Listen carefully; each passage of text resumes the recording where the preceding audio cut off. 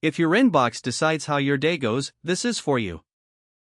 Because if you don't fix this, you'll keep losing evenings, weekends, and your focus to every urgent subject line. Today I'll give you one line and a simple rule that turn email from a constant emergency into a tool you control. The part that will surprise you is where we slow down your reactions without making you look unresponsive or lazy at work. If that sounds like something you need, stay with me. You open your laptop and your eyes go straight to the red bubble. 73 unread emails since last night. Before you can even click, Slack pops up with "quick question when you have a second," which somehow always means, drop everything now. Your coffee is still too hot to drink, but you're already scanning subject lines, urgent, just circling back, last attempt before closing your account, we need this today. Your stomach tightens as you feel that familiar pull. If you don't start answering right now, you'll fall behind, upset someone, miss something, and fail at work. So you do what you always do. You start reacting. Here's a hard truth: your inbox is not your job. Your inbox is just a pile of requests, demands, and random noise, most of which do not deserve the power to shape your entire day. Yet right now, your inbox dictates when you focus, when you take a break, when you feel like you're winning, and when you feel like a failure. The pain is specific. You sit down intending to do deep work, but you open email just for a second and suddenly 40 minutes are gone. You answer the easiest messages first, leaving the scary ones to rot at the bottom where they quietly stress you out for days. You check email late at night to get ahead, and instead you see something that makes your heart race so you can't sleep. You feel constantly behind, constantly on call, constantly worried someone is mad at you because you didn't respond fast enough. The cost isn't just time. It's attention, sleep, and self-respect. You start to feel like you don't own your own life. Today, we're going to change that. By the end of this lesson, you'll know how to build an inbox discipline plan rooted in Stoic thinking and practical modern tools. You'll set 2 daily processing windows so you're not checking email all day. You'll use a simple triage template so every message has a clear fate instead of lingering as silent guilt. And you'll create a Zero Inbox Friday ritual so you end the week clean instead of carrying open loops into your weekend. Educational content inspired by classical Stoic texts. Not medical, psychological, or legal advice. Here's how we're going to get there. First, we'll look at how you currently relate to your inbox and why it feels like it owns you. Next, we'll design 2 daily email windows that respect both your job and your nervous system. Then we'll build a simple triage template so every email leads to a concrete decision instead of endless hovering. After that, we'll talk about how to communicate your new boundaries to bosses, clients, and coworkers without sounding defensive or lazy. Finally, we'll walk through a real-life Friday scenario where a late urgent message hits your inbox and you handle it with calm instead of spiraling. In a bit, we'll get to that exact Friday night moment where an email that used to ruin your whole evening becomes something you can respond to in less than 60 seconds, without anger, panic, or people-pleasing. You'll see how a few simple rules can turn your inbox from an anxiety machine into a neutral tool again. Stay with me until the very end, and while you're here, hit like, tap subscribe, and share your thoughts in the comments. Here's the first shift: you stop treating your inbox like a live conversation and start treating it like a mailbox. When you believe you owe people constant, immediate responses, email becomes a never-ending emergency. When you see it as a container you visit on purpose, at set times, your nervous system finally gets to relax. If you never change this, you'll spend years half working and half refreshing your inbox, never fully present anywhere. This works because your brain isn't built for constant interruption. Every time you switch from your main task to your inbox, there's a cognitive cost. It takes time and energy to reorient, and that cost adds up. Most people don't feel it in one moment, they feel it as that "why am I so fried by 3 p.m. exhaustion. Stoic thinkers like Marcus Aurelius kept reminding themselves to return to the task in front of them, to do one thing fully instead of scattering their attention in 100 directions. When you decide that email is something you process in batches, not something you live inside all day, you're doing the same thing: you're choosing to be present with one thing at a time. This is how a calmer, more focused version of you responds instead of reacting. You need one sentence you can repeat to yourself until it becomes a rule. Something like, "My inbox is a mailbox, not a live chat." Or, "I process email on purpose, I don't graze on it all day. If you need to communicate this to others, you might say, I'm trying to protect my focus more, so I'm moving to checking email in batches. If something is truly time sensitive, text or call me. The exact words matter less than the clarity. You are setting a boundary with the tool so it stops setting boundaries for you. Picture this in an ordinary North American workday. You're in a small apartment in Boston or a townhouse outside Toronto, working remotely at your kitchen table. Your job is part project management, part analysis, part whatever they throw at you, and your usual habit is to keep Gmail open on your second monitor all day. Every new message pulls your eyes away from what you were doing. A coworker sends a quick favor, then your bank sends a security alert, then a subscription you forgot about sends a promo code, and before you know it, you're wandering through tabs. Today, you try something different. You close the email tab. You put your phone face down and flip on Do Not Disturb. When your brain whispers, what if you're missing something, you answer with your line, my inbox is a mailbox, not a live chat. You stay with your main task for 45 uninterrupted minutes, and when you finally open your inbox at your plan window, it's all waiting there exactly the same as if you had been refreshing it every 30 seconds. Nothing broke. Nobody died. You got real work done. Your tiny action today is simple. Close your email tab or app for one focused block of 30 to 45 minutes and notice what happens. When your anxiety spikes, use your line, I process email on purpose, I don't graze on it all day. That's it. One block where your inbox doesn't own you. Next, we'll take this further and design the two windows that become the backbone of your inbox discipline plan. If you want your inbox to stop dictating your day, you need two deliberate processing windows. Not random check-ins whenever you feel bored or anxious, windows you treat like appointments. Most people who refuse to do this are afraid they'll miss something critical, so they overcompensate by checking constantly.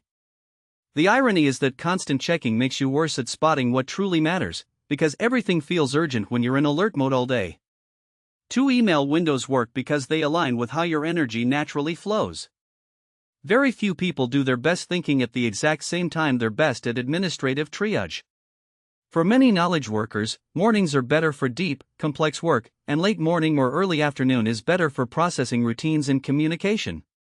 By choosing two specific times, say, late morning and late afternoon, you're batching decision-making when your brain can still handle it, while preserving chunks of uninterrupted time for higher-value work.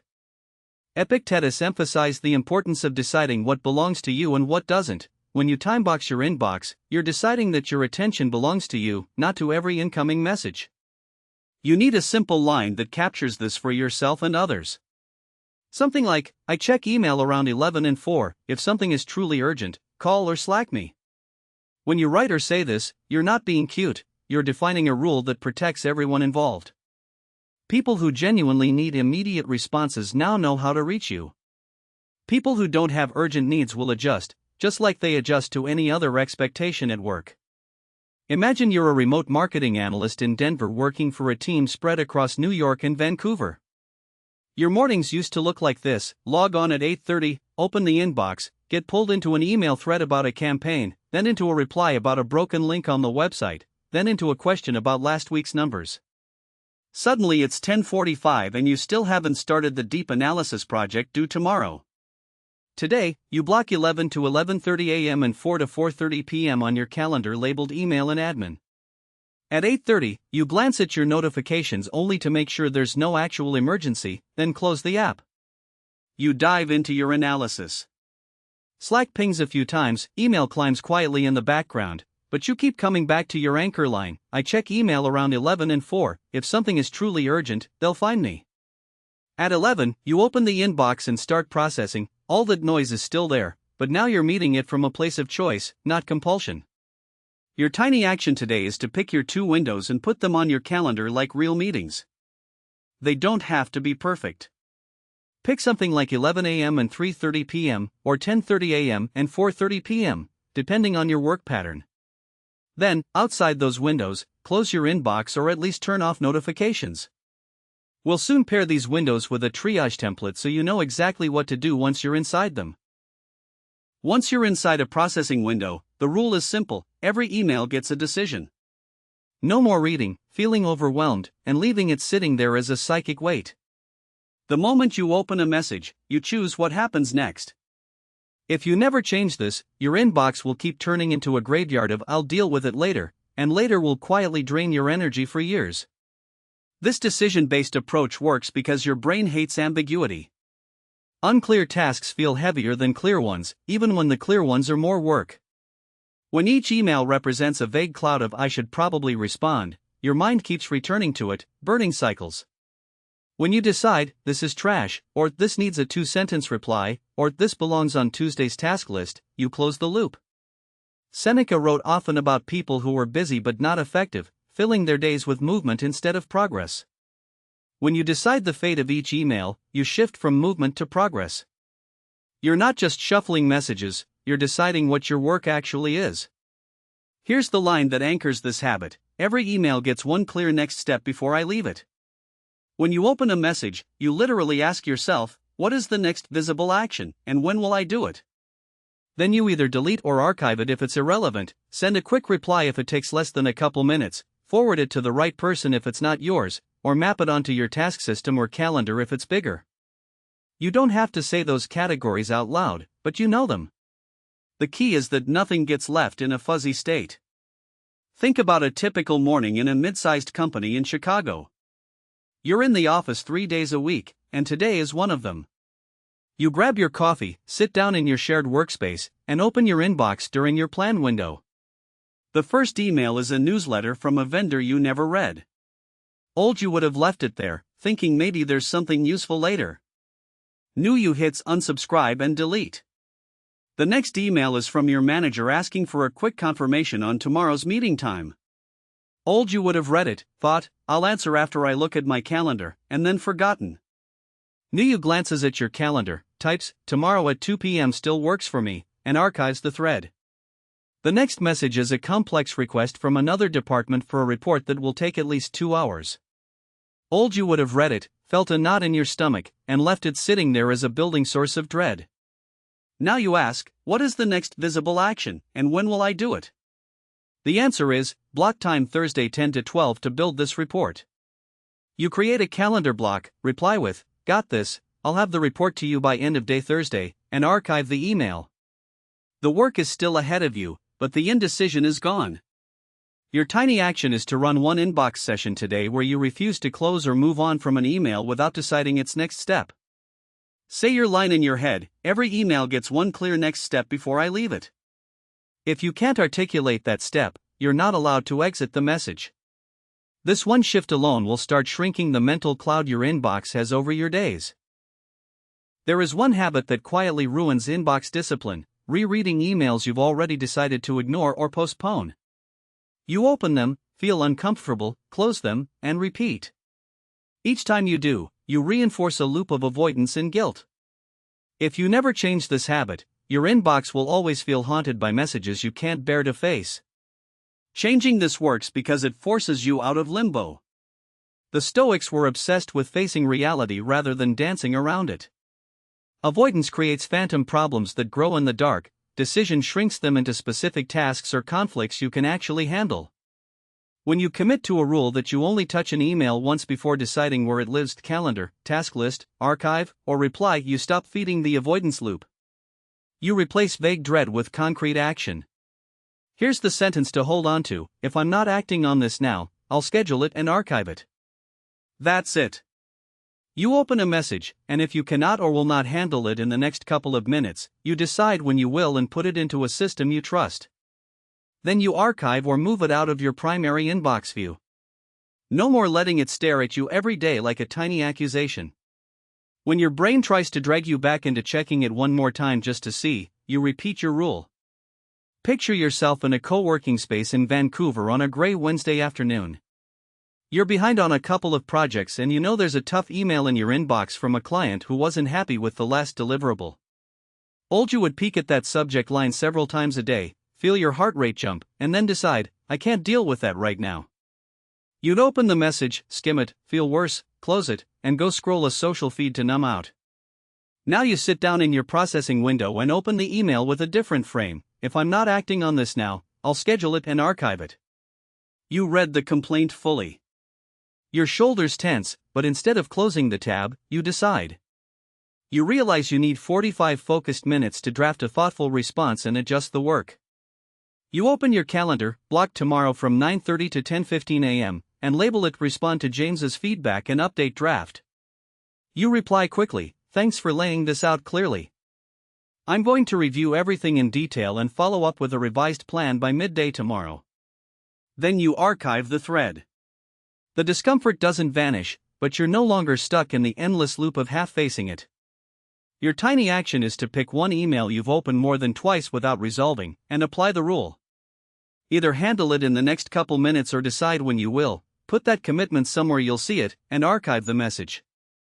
One haunted email freed is proof that you can break this loop.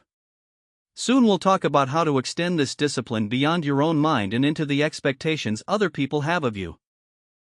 Your inbox won't get quieter until you teach people how to treat it. Right now, part of the chaos comes from unspoken expectations. Some coworkers assume you'll respond within minutes because you always have. Some clients think weekend means extra time to catch up. If you never clarify these expectations, your inbox will always feel like a fire hose, and you'll always feel like you're letting someone down. Clarifying expectations works because most people aren't trying to be unreasonable, they're just following the patterns you've taught them. If you respond instantly at all hours, you're broadcasting that you're available at all hours. When you start responding more deliberately, some people will notice, and a few might push back, but most will adapt. From a Stoic perspective, your job is to do your duty well, not to satisfy every preference anyone has about your response time. You can't control how people feel about your boundaries, you can control how clearly and calmly you communicate them. You need a straightforward sentence you can send to set the tone. Something like, "To better protect my focus, I'm moving to checking email in batches during the day, so if something is urgent, please text or call." Or, if you're in a role where clients expect responsiveness, "I typically respond to emails within one business day. If something is time sensitive, please put urgent today in the subject or give me a quick call." These lines do three things: they explain your change, they set a normal response expectation, and they offer a path for genuine emergencies. Imagine you're a consultant in New York working with several small business clients. One of them has a habit of sending long emails late at night and then following up with, "If you haven't replied by 7 a.m. the next morning." You would see those late night emails on your phone, feel your chest tighten, and type long, half asleep replies from bed. You'd wake up groggy, resentful, and still behind. Now you decide to reset the expectation. During your daytime processing window, you draft a short message: "Hey Amanda, to manage projects better, I'm moving to checking email in a couple of focused windows during the workday. I always aim to respond within one business day. If something is truly urgent same day, feel free to text me and I'll do my best to prioritize it." You send it. That night, you plug in your phone across the room and let the email icon sit untouched. Around 11:20 p.m., Amanda sends another long request, but you don't see it. The next day, during your morning window, you read it, respond clearly, and notice that nothing catastrophic happened because you didn't answer at midnight. Your tiny action today is to send one expectation-setting message to someone who relies heavily on email with you. It might be your manager, a key client, or your team. Use a simple line like, "I typically respond within one business day. For urgent same-day needs, please text or Slack me." You don't need to make a big announcement, you just need to start drawing a line. Soon, we'll add another layer by adjusting how you actually write your emails so they're faster and clearer for everyone. Another reason your inbox feels overwhelming is that you write and receive emails that are longer than they need to be. Long, vague messages create more back and forth, more confusion, and more delay. Short, clear messages reduce friction and make it easier for everyone, including you, to move things forward. If you never change this, you'll keep spending an absurd amount of time drafting, rewriting, and interpreting emails that could have been decided in 2 sentences. Short, structured emails work because they reduce cognitive load. When people open your message and see a clear summary and a direct question or decision point, their brain doesn't have to wade through paragraphs to figure out what you want. You're also less tempted to over-explain, justify yourself, or soften every statement with a dozen qualifiers. From a Stoic angle, clarity is kindness, for you and for others. You say what is needed, nothing more, nothing less. Here's the sentence you can use as a template. Here's the quick summary, then the decision I need from you. You open with a one-line headline, quick update on X, or proposal for handling Y. Then you give 2 or 3 tight sentences of context, followed by a clear ask, can you confirm A or B by tomorrow at noon? When you're replying instead of initiating, you can still use the same frame, here's the bottom line, and here's what I recommend.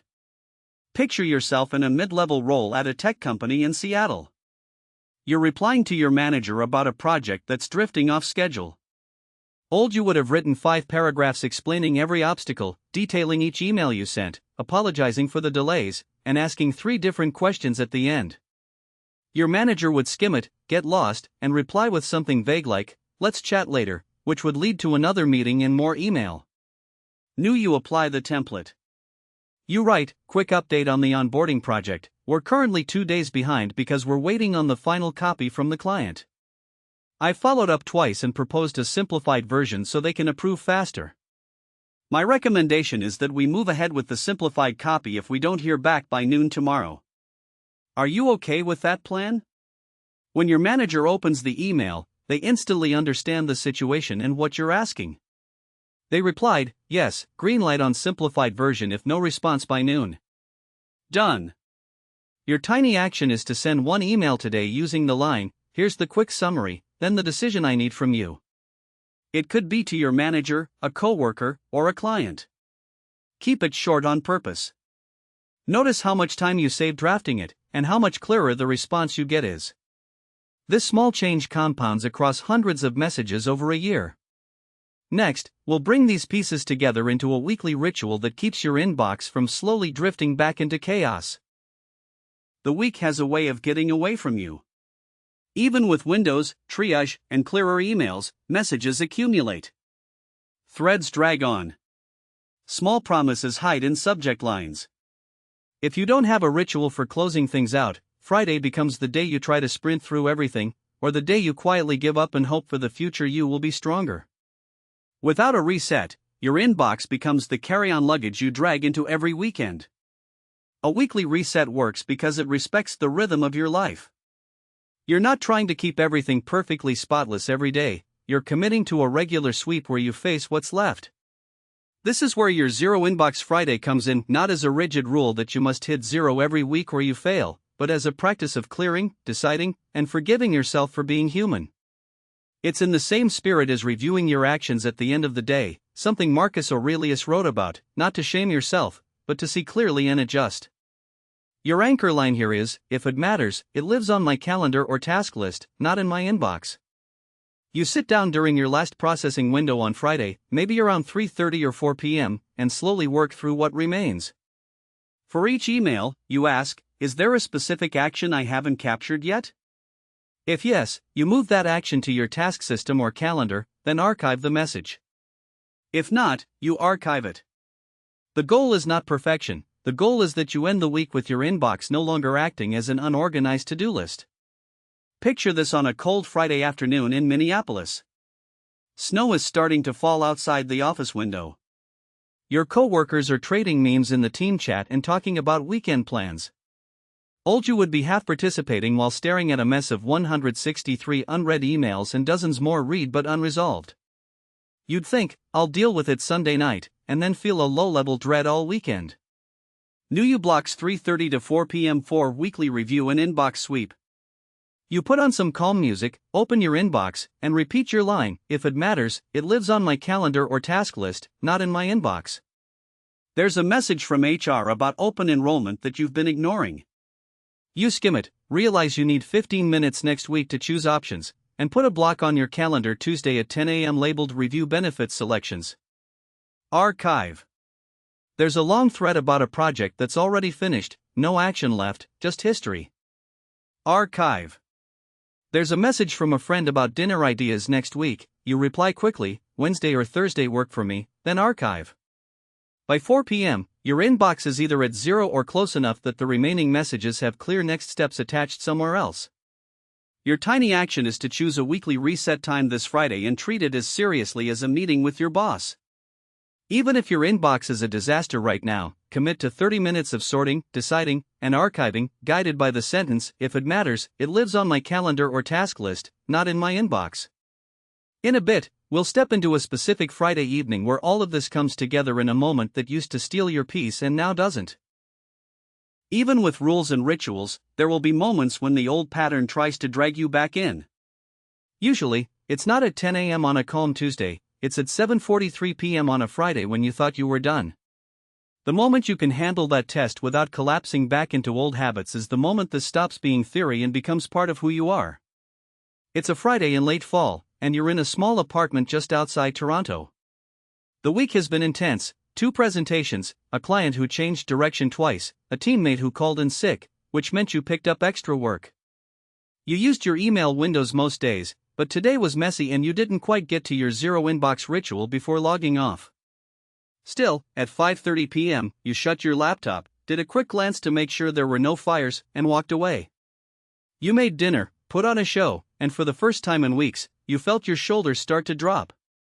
Old you would have stayed half attached to work, phone within reach, email icon sitting in the corner of your mind like a little red ghost.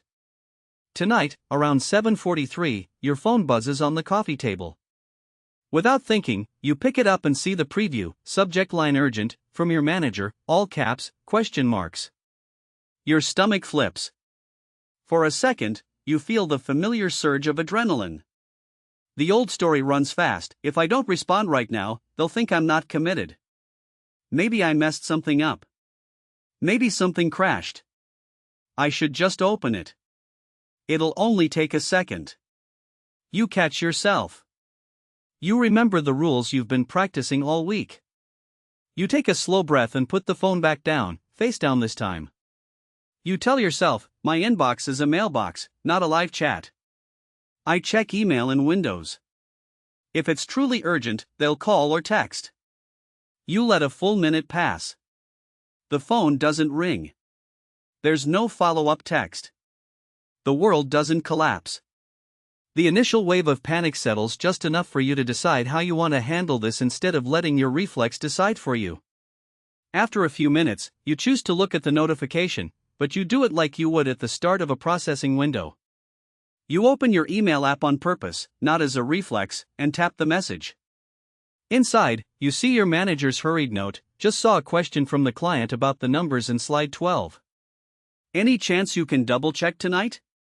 If not, the first thing Monday works, but they're a bit nervous. Old you would have ignored the last sentence completely and heard only, "Do this tonight." Now you notice both parts. You ask yourself, what is the next visible action, and when will I do it? You quickly remember that you double-checked those numbers twice already, and you're confident they're right.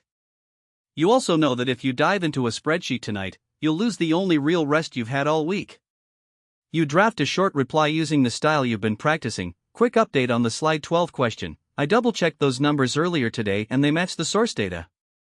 I can take another pass first thing Monday and send the client a brief explanation of the calculations."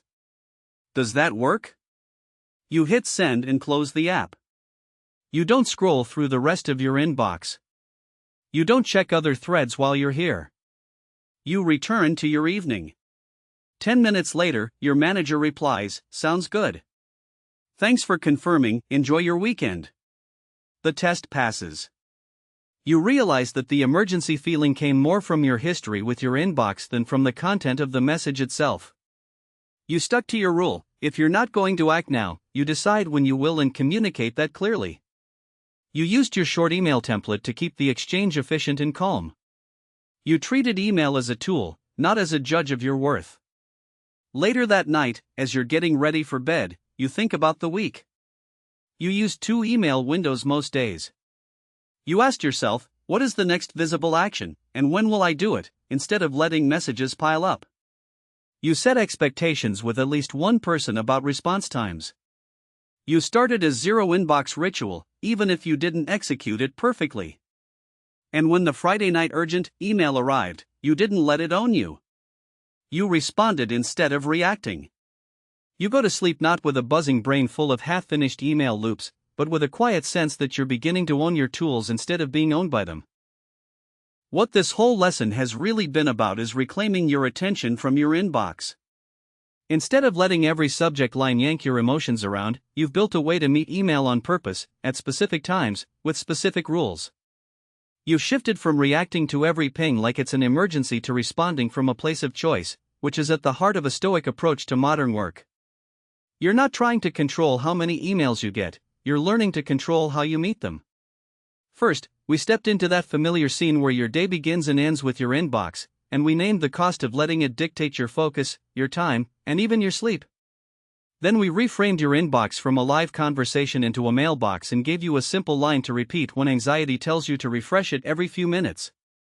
Next, you designed 2 daily processing windows, treating email like an appointment instead of a constant background noise, and you learned to let everything live there instead of in random check-ins. After that, you build a decision-based approach where every email gets one clear next step before you leave it, so your inbox stops being a pile of vague should. You shifted away from reopening the same messages over and over by adopting the rule, if I'm not acting on this now, I'll schedule it and archive it, breaking the avoidance loop. You practiced resetting expectations with coworkers and clients, explaining your response patterns calmly rather than silently resenting their demands. You started writing shorter, clearer emails using "here's the quick summary, then the decision I need from you" to cut down on back and forth. You created a Zero Inbox Friday ritual where your inbox stops being a disorganized to-do list and becomes just a record of requests that either live on your calendar, your task list, or nowhere at all. Finally, you watched all of that come together on that Friday night urgent moment where you choose a calm, clear response over a panicked reaction and protect your weekend. Today, there are 3 concrete things you can do to make this real. First, pick your 2 email windows and put them on your calendar, then close your inbox outside those times and repeat to yourself, "My inbox is a mailbox, not a live chat," whenever you feel the urge to check. Second, run one focused inbox session where every message gets a clear next step and you refuse to leave anything in a fuzzy state. If you're not acting now, decide when you will and archive it. Third, before this week ends, schedule a short Friday reset where you ask for every remaining email, if it matters, does it live on my calendar or task list, and move it there or let it go. If this resonated, next you'll want to watch the lesson on managing digital notifications, where we go deeper into how to handle pings from messaging apps, social media, and work tools so you're not living in a constant state of low-level alert. You'll see how to stack rules for your phone, chat apps, and calendar on top of your inbox discipline plan so your whole digital environment starts supporting your focus instead of shredding it. You don't have to become a different person to do this. You just need a few rules, repeated often enough that they become how you operate by default. If you feel messages like this need to reach more people, hit like, tap subscribe, and share your thoughts in the comments.